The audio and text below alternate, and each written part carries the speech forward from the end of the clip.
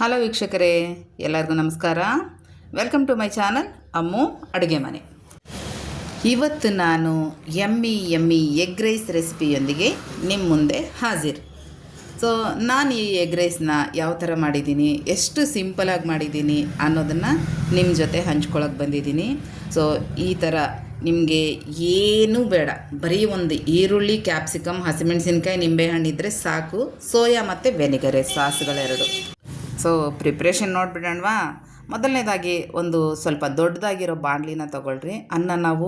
Rice ನಾವು ತಿರುಗಿಸ್ಬೇಕಾದ್ರೆ ಕೆಳಗೆ ಚೆಲ್ಲಬಾರ್ದು. ಆ ಥರ ಇರೋ ಥರ ಒಂದು ದಪ್ಪ ತಳ ಇರೋವಂಥದ್ದು, ಅಗಲವಾಗಿರೋದು ಒಂದು ಬಾಣಲಿ ತೊಗೊಳ್ರಿ. ಅದಕ್ಕೆ ಎಣ್ಣೆ ಹಾಕ್ಕೊಂಡು, ನಿಮಗೆ 1 ಕಪ್ ರೈಸ್ಗೆ 2 ಮೊಟ್ಟೆ ಆದರೆ ಸಾಕಾಗುತ್ತೆ. ಸೊ ನಾವು 4 ಜನ, ನಮಗೊಂದು 2 ಮೊಟ್ಟೆ ಜಾಸ್ತಿನೇ ತಿಂತಾರೆ, ಅದಕ್ಕೆ ನಾನು ಜಾಸ್ತಿನೇ ಹಾಕ್ತಿದ್ದೀನಿ. ನಿಮಗೆ ಬೇಕಿದ್ರೆ 1 ಕಪ್ ರೈಸ್ಗೆ 2 ಮೊಟ್ಟೆನೂ ಹಾಕೋಬೋದು, 3 ಆದರೂ ಹಾಕೋಬೋದು. ಬಟ್ ಅದಕ್ಕಿಂತ ಜಾಸ್ತಿ ಬೇಡ, ತುಂಬ ಜಾಸ್ತಿ ತಿಂದರೂ ಟೇಸ್ಟ್ಲೆಸ್ ಆಗಿಬಿಡುತ್ತೆ. ಆಮೇಲೆ ಅತಿ ಸರ್ವತ್ರ ವರ್ಜಯೇತ್ ಅಂತ ಹೇಳ್ತಾರಲ್ಲ, ಆ ಥರ.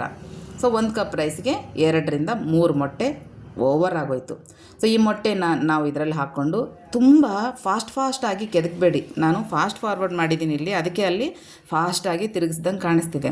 ಸೊ ಸ್ಲೋ ಆಗಿ ಮೊಟ್ಟೆ ಅನ್ನೋದು ತುಂಬ ಪುಡಿ ಆಗಲಾರ್ದಂಗೆ ತಿರುಗಿಸ್ಕೊಂಡು, ಇದರಲ್ಲಿ ಉಪ್ಪು ಮತ್ತು ಕರಿಮೆಣಸು, ಕಾಳು ಮೆಣಸು ಇರುತ್ತಲ್ಲ, ಆ ಮೆಣಸಿನ ಪುಡಿ ಹಾಕಬೇಕು. ಸೊ ಮೆಣಸಿನ ಪೌಡ್ರ್ ಹಾಕಿದ ಮೇಲೆ ಮೊಟ್ಟೆನ ಈ ಥರ ಫ್ರೈ ಮಾಡಿಕೊಂಡು ಸಪ್ರೇಟಾಗಿ ಒಂದು ಬಟ್ಲಿಗೆ ತೆಗೆದಿಟ್ಕೊಂಡ್ಬಿಡಬೇಕು. ಇದೆಲ್ಲ ನಾವು ಮತ್ತೆ ಲಾಸ್ಟಲ್ಲಿ ತೊಗೊಳ್ಳೋಣ, ಇದನ್ನು ಯೂಸ್ ಮಾಡ್ಕೊಳ್ಳೋಣ. ಈಗ ಮತ್ತೆ ಇದೇ ಬಾಣಲಿಗೆ ಒಂದು ಸ್ವಲ್ಪ ಮತ್ತೆ ಎಣ್ಣೆ ಜಾಸ್ತಿ ಹಾಕೋಬೇಡಿ. ಸೊ ನಾವು ವೆನಿಗರು, ಸೋಯಾ ಸಾಸ್ ಎರಡೂ ಹಾಕ್ತೀವಲ್ಲ, ಎಣ್ಣೆ ಜಾಸ್ತಿ ಆದರೆ ಲಾಸ್ಟಲ್ಲಿ ಅದು ಎಣ್ಣೆ ಬಿಟ್ಕೊಂಡ್ಬಿಡುತ್ತೆ, ಇದಾಗ್ಬಿಡುತ್ತೆ.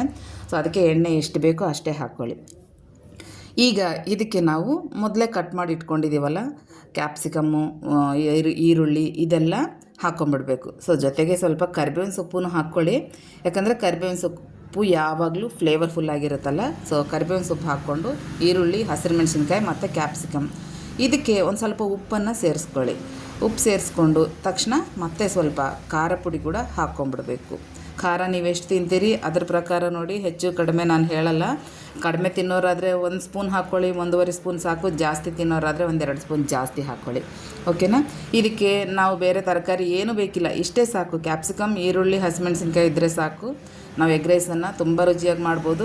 ಈಗ ಇದಕ್ಕೆ ನಾವು ಮೊದಲೇ ಮಾಡಿ ಸ್ವಲ್ಪ ಆರಿಸಿಟ್ಕೊಂಡಿರೋ ರೈಸ್ ಏನಿದೆ, ನಂದು ರೈಸ್ ಬಿಸಿ ಇದೆ, ಇನ್ನೂ ತಣ್ಣಗಾಗಿಲ್ಲ ಅದು. ಸೊ ಆ ರೈಸನ್ನು ಹಾಕ್ಕೊಂಡು, ಕ್ವಾಂಟಿಟಿ ನಮಗೆ ಎಷ್ಟು ಬೇಕು ಅಷ್ಟು ಕ್ವಾಂಟಿಟಿ ರೈಸ್ ಹಾಕ್ಕೊಂಡು, ನೋಡಿ ನಾನು ಒಂದೇ ಇದರಲ್ಲಾದರೆ ತಿರುಗಿಸಿದ್ರೆ ಕೆಳಗೆ ಚೆಲ್ಲುತ್ತಂತ ಹೇಳಿ 2 ಸ್ಪೂನ್ ತೊಗೊಂಡಿದ್ದೀನಿ. ಸೊ ನೀವು ಇದೇ ಥರ ತೊಗೊಂಡು ತಿರುಗಿಸ್ಕೊಂಬಿಡ್ಬೋದು. ಈಗ ಇದಕ್ಕೆ ಸ್ವಲ್ಪ ವೆನಿಗರ್ ಹಾಕ್ಕೊಂಡು, ಇದ್ರ ಜೊತೆಗೆ ಸ್ವಲ್ಪ ಸೋಯಾ ಸಾಸ್ ಕೂಡ ಹಾಕ್ಕೊಳ್ಳಿ. ಡಾರ್ಕ್ ಸೋಯಾ ಇರುತ್ತಲ್ಲ, ಅದನ್ನು ಹಾಕ್ಕೊಂಡು ಒಂದು 3 spoon soya sauce, 1-1.5 spoon vinegar ಸಾಕು.